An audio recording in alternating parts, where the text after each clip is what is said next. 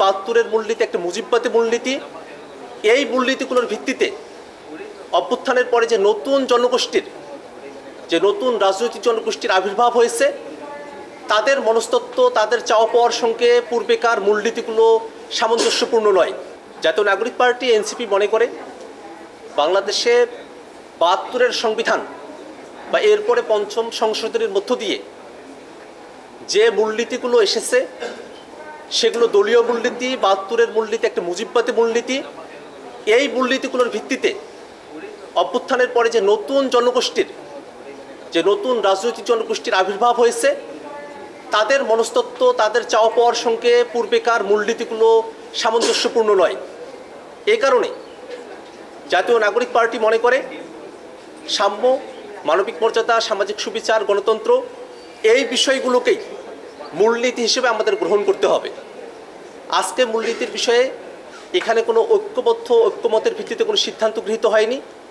আমরা প্রস্তাবনা রেখেছি যে পূর্বেকার ৭২-এর সংবিধানের যে মূলনীতিগুলো আছে, বর্তমান যে মূলনীতিগুলো আছে, সেগুলোকে বাদ দিয়ে নতুন করে এই মূলনীতিগুলোকে গ্রহণ করতে হবে। একই সাথে সাংবিধানিক কাউন্সিলের বিষয়ে যে আলাপটা দীর্ঘ সময় ধরে চলে আসছিল, কনসেপ্ট ছিল যে সাংবিধানিক যে প্রতিষ্ঠানগুলো আছে, সংবিধিবদ্ধ যে প্রতিষ্ঠানগুলো আছে, সেখানে নিয়োগ করার সময়টাতে যেন একটা গণতন্ত্রায়ন থাকে, যাতে একটা নিরপেক্ষ বডি এই নিয়োগগুলো সম্পাদন করতে পারে। আগেকার সময়গুলোতে যেমনটা হয়েছে, শুধুমাত্র সরকারি দলের প্রধান বা প্রধানমন্ত্রী তাদের একক হস্তক্ষেপের মধ্য দিয়ে সাংবিধানিক প্রতিষ্ঠান, সংবিধিবদ্ধ প্রতিষ্ঠানগুলোতে যে নিয়োগগুলো হতো, সেগুলো না হয়ে প্রধানমন্ত্রী, বিরোধী দলীয় প্রধান, অন্য বিরোধী দলের নেতারা, স্পিকার, রাষ্ট্রপতির প্রতিনিধি, প্রধান বিচারপতির প্রতিনিধি, তাদেরকে নিয়ে একটা কমিটি করে তার মধ্য দিয়ে আসলে নিয়োগগুলো সম্পাদন করা। আমরা দেখেছি পূর্বে এই কমিটিকে জাতীয় সাংবিধানিক কাউন্সিল হিসেবে, এনসিসি হিসেবে অবহিত করা হয়েছিল।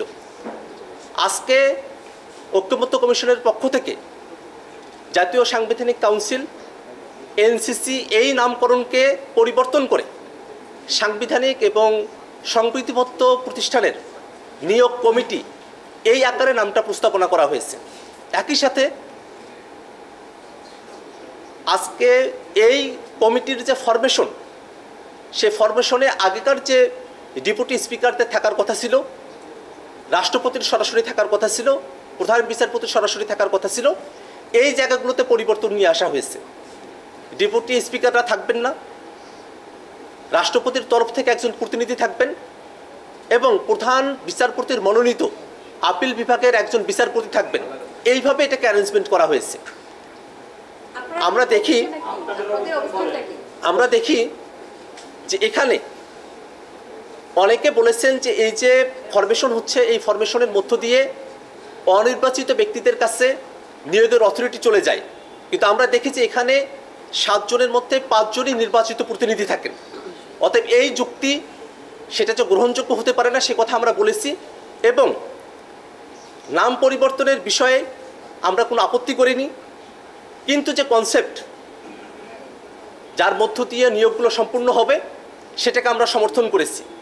একই সাথে এই কমিটির আওতা কতদূর হবে সে বিষয়গুলো নিয়ে আজকে কোনো ঐক্যমত্য সিদ্ধান্তে পৌঁছা সম্ভব হয় নাই।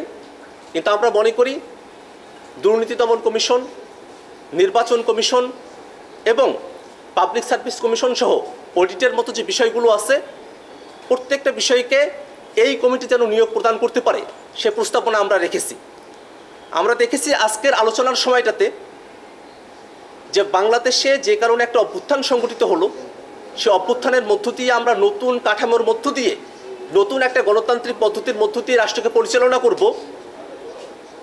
কয়েকটি দল এই মনস্তত্ত্বের সঙ্গে, জনগণের চাওয়ার সঙ্গে তাদের কোনো একাত্মতা নেই, বরং পুরনো যে ধারণাগুলো আছে সেই ধারণাগুলোর সঙ্গে তারা নিজেদেরকে আষ্টে পৃষ্ঠে জড়িয়ে রেখেছেন। অনেকে এনসিসি বা সংবিধিবদ্ধ এবং সাংবিধানিক প্রতিষ্ঠানগুলোতে নিয়োগ কমিটি এই বিষয়টার সঙ্গে প্রধানমন্ত্রী কতবার থাকবেন বা কত বছর থাকবেন এই বিষয়গুলোকে একীভূত করেছেন, একটা আইডিয়া হিসেবে তারা প্রেজেন্ট করেছেন। কিন্তু প্রধানমন্ত্রী কতবার থাকতে পারেন না পারেন সে বিষয়গুলো নিয়ে ঐক্যমত্য কমিশনের 3টি দল ব্যতি রেখে বাকি সব দল 2 টার্মের কথা বা 10 বছরের কথা তারা কিন্তু একমতে তারা এসেছেন। কিন্তু আজকে যখন এই আলোচনা করা হলো, সে আলোচনাকে আবার দীর্ঘায়িত করা হয়েছে। এবং আমরা মনে করি বাংলাদেশের মানুষেরা যে প্রেক্ষাপটে তারা জীবন দেওয়ার জন্য এসেছিলেন, সেই সংস্কারকে যদি বাস্তবায়ন করা সম্ভবপর না হয়, নতুন কাঠামো, নতুন গণতান্ত্রিক পদ্ধতি যদি আমরা জনগণের কাছে উপস্থিত করতে না পারি, তাহলে গণঅভ্যুত্থানের আকাঙ্ক্ষা ব্যর্থ হবে। এবং আমরা এই যে ঐক্যমত্য কমিশনে সকলে এসে একত্রিত হয়েছি, সেই সমস্ত চেষ্টা সব কিছু ব্যর্থতায় পর্যবসিত হবে। সেক্ষেত্রে আমাদের বক্তব্য হলো, সাংবিধানিক প্রতিষ্ঠানগুলোতে নিয়োগের জন্য যে স্বাধীন বডির কথা বলা হয়েছে, সরকারি দল এবং বিরোধী দল এবং রাষ্ট্রের অন্য বডিগুলোকে ইনগেজ করে সেই বিষয়টা জনগণের চাওয়া, সকলে এটা পছন্দ করেন, সকলে এটা চাওয়ার জায়গা। সে জায়গায় বিএনপি বা তার সমমনা যে দলগুলো এই কনসেপ্টের বিপক্ষে অবস্থা নিয়েছেন, আমাদের আহ্বান থাকবে জনগণের মতামতের সঙ্গে সঙ্গতি রেখে, জনগণের চাওয়াকে শ্রদ্ধায় রেখে এবং বাংলাদেশে ভবিষ্যতে যেন রাষ্ট্র কাঠামো, রাষ্ট্রের ক্ষমতা এক ব্যক্তির কাছে সীমাবদ্ধ না থাকে, এই বিষয়টাকে নিশ্চিত করতে, গণতান্ত্রিক পরিবেশকে নিশ্চিত করতে বিএনপি এবং সমমনা দল যেগুলো আছে তারা যেন এনসিসির বিষয়ে, অর্থাৎ সাংবিধানিক এবং সংবিধিবদ্ধ প্রতিষ্ঠানগুলোতে নিয়োগ কমিটির বিষয়ে তারা যেন ইতিবাচক সিদ্ধান্ত গ্রহণ করেন, এটা আমরা তাদের কাছে আহ্বান রাখতে চাই। নিউ ইয়র্ক থেকে সম্প্রচারিত TVN 24 টেলিভিশন, বিশ্বজুড়ে বাঙালির কণ্ঠস্বর।